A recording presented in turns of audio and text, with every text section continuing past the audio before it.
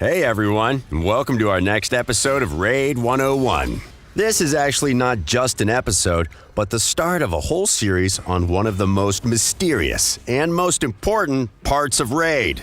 Buffs and debuffs, and a few other effects near the end. Now, there's a lot of ground to cover, so instead of sitting down for an hour to talk about all the fiddly details, we've cut the topic into chunks.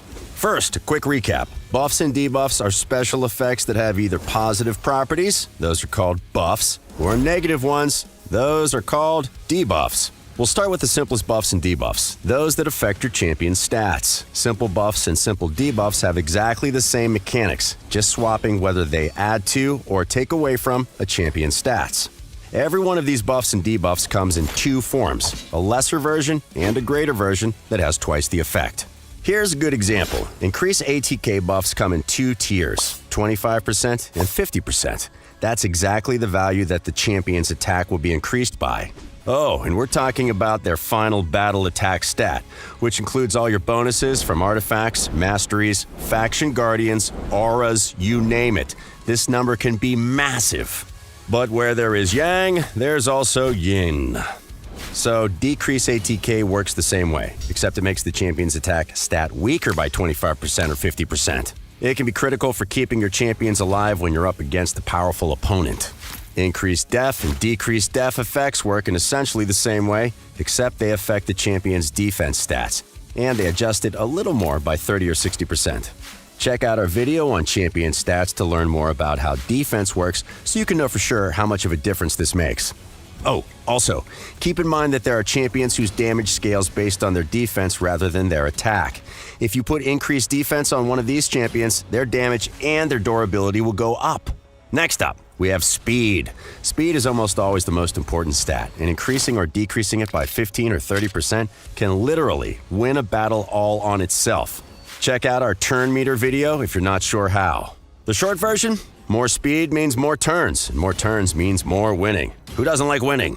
Next up, something that's useful for everyone, but particularly useful for attackers. This bad boy increases the champion's critical rate by 15 or 30%. That's pretty huge for damage-based champions and as straightforward as they come. Now, you can get a champion to 100% crit chance even without this buff, but sometimes it comes at serious sacrifice in other stats, especially crit damage. If you don't want to have to struggle as much with artifacts, champions with this buff will be your friend. Likewise, the debuff that decreases the target's critical rate by the same values is going to make your champions' lives a lot easier, especially in PvE, as PvE enemies don't have artifacts.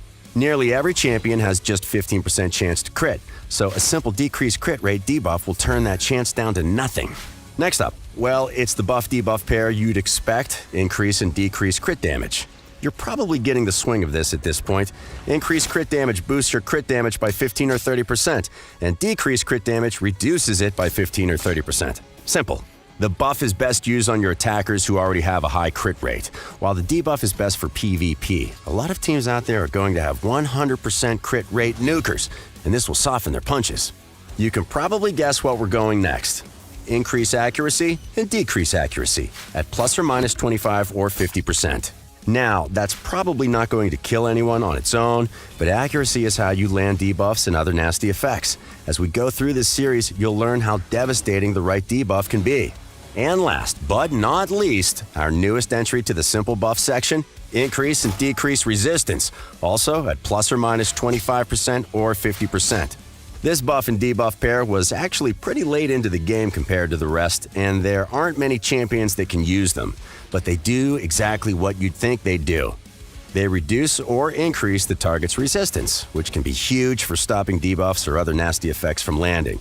If you manage to find one of the rare champions that can put these out, definitely consider building them up.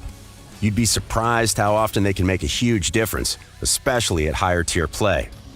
So, those are all our simple buffs and debuffs. Don't be fooled by the basic mechanics. These can be crucial to your success. Hope you guys found this helpful. Hit like and subscribe to the channel. We'll continue this series on buffs and debuffs in the next episode.